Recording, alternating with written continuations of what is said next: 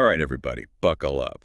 Today, we're really diving deep, going back to the Middle Ages, talking about feudalism. Yeah. We've got a ton of your research to get through. Mhm. And let me tell you, it is a lot more interesting than just knights and castles, although we've got plenty of that too. Well, it's interesting because when you think about it, feudalism, it wasn't some thought out plan. It emerged from chaos. Right. Western Europe was getting hammered. Vikings, Magyars, they were getting it from all sides for But when centuries. these kings must have been pulling their hair out, Yeah. how do you even begin to handle that kind of instability? Well, that's just it. It was all about maintaining power when you're completely outmatched. You can't be everywhere at once. You can't defend every inch of your kingdom. Okay, so you delegate, Hmm? but how do you convince someone to be like your personal, highly trained, heavily armed bodyguard? Yeah. And not just one, right? You need an army's worth of these guys. That's where the fief comes in. A little incentive in the form of a big chunk of land. Ah, right. Land equals power. But what's the catch? They don't just get a free estate, do they? Not quite. In exchange for the land, these nobles, who become vassals, they swear loyalty to the king.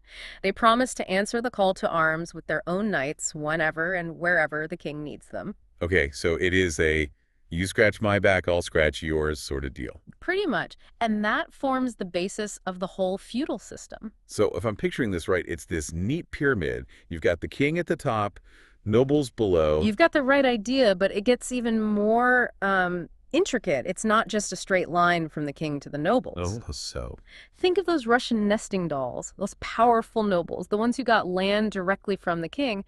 Well, they could then turn around, divide their land, and give it to lesser nobles. Well, it's like this chain reaction of loyalty, all stemming from that initial agreement with the king. Exactly. And each link in that chain, each vassal, they have their own obligations.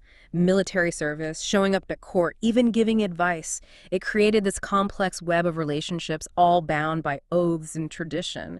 And of course, it all trickled down to the everyday lives of, well, everyone else, really. The peasants, we can't forget about them. They're the ones who are really making this whole system work. What was their life like under feudalism? Yeah, it's easy to get caught up in the knights and nobles, all those epic battles. But yeah, the peasants, they were the vast majority of the population. What was their day-to-day life actually like? Well, for most peasants, life revolved around the manor. We use feudalism and manorialism almost interchangeably, but manorialism, that's really the economic system that makes this whole thing tick.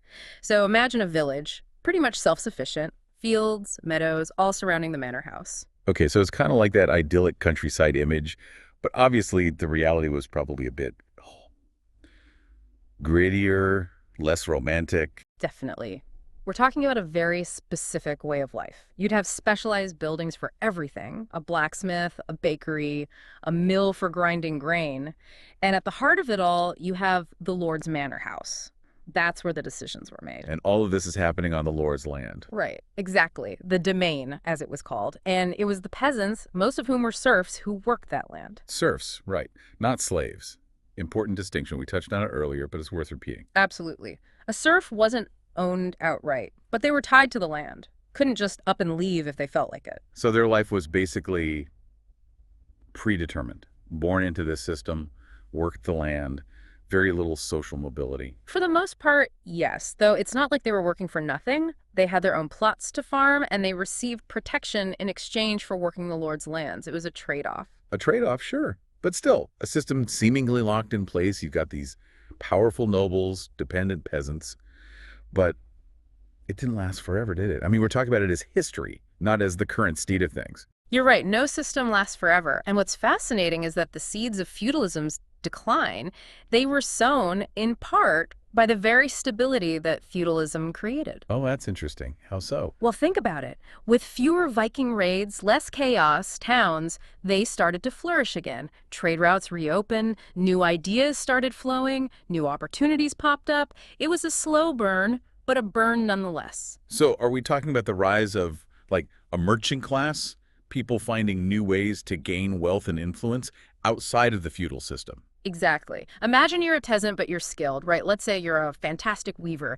Suddenly there's a demand for your cloth, not just on the manor, but in those growing towns we talked about. That's economic power shifting away from land ownership. Wow, a peasant out-earning a knight because they're a business-savvy weaver. Big. That's a wild thought. But what about the knights themselves, the whole feudal army structure? What happened there? Did the world just sort of move on from needing heavily armored warriors. In a way, yes. And a big part of that was the longbow. We mentioned it before, but it really was a game changer on the battlefield. Suddenly, a peasant with a longbow and good aim. They could take down a knight in full armor from a distance. Talk about turning the tables. Wasn't just longbows, though, was it? We briefly mentioned cannons, too. Weren't they a factor in all of this? Oh, absolutely. Castles, they were the ultimate symbol of power, right?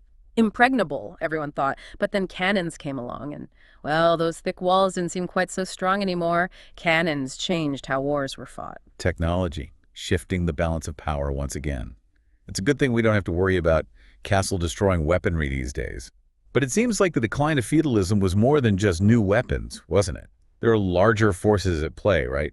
So we've got towns booming, trade expanding, knights sweating over longbows and cannons. Sounds like the whole feudal pyramid was getting a little shaky. It was. And here's where the kings, they see an opportunity. With more trade, they can raise more taxes, and suddenly... They can afford to pay their own armies. So instead of relying on nobles to round up their knights, kings can just hire whoever they want. Exactly. It's the beginning of centralized power as we know it. Kings could now directly control their armies, project their power much more effectively. It really changed the game. Wow, talk about a power shift. But what about the everyday folks? Did their lives get any better as the feudal system crumbled? It's complicated. The decline of feudalism, it wasn't some magical cure for inequality. But the rise of those towns, that did open some doors. Some peasants, they used their skills to become merchants, artisans. They carved out new lives for themselves. So there was hope, new systems, new challenges, but new opportunities too. Exactly. It's a good reminder that things are always in flux. What seems permanent, even a system as old and powerful as feudalism, well, it can change. And it often comes from unexpected places. That's a good point. Who could have guessed a longbow could topple castles and kings? It really makes you wonder, what about our world today? What seems unshakable now that might be gone in a few centuries? Fascinating question, isn't it? What will be the longbow moment for future generations looking back at us? It really makes you think. It does. Well, on that note, I think we've covered a lot of ground today. A huge thank you to you and, of course, to our listeners, especially the one who sent in all this amazing research that made this deep dive possible. Until next time, keep exploring, keep asking questions, and remember, history is anything but boring.